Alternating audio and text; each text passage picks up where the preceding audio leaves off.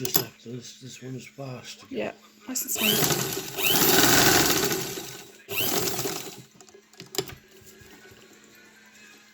So this is a 15K.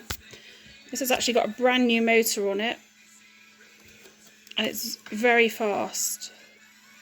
I would say more of an industrial speed than a domestic speed, so it's for the experienced sewer only. But as you can see, it's sewing lovely. That's using a standard needle through 2 layers of faux leather, and the stitch is really, really lovely. Really nice tension. Be beautiful for curtains, upholstery, things like that. Really nice fast machine.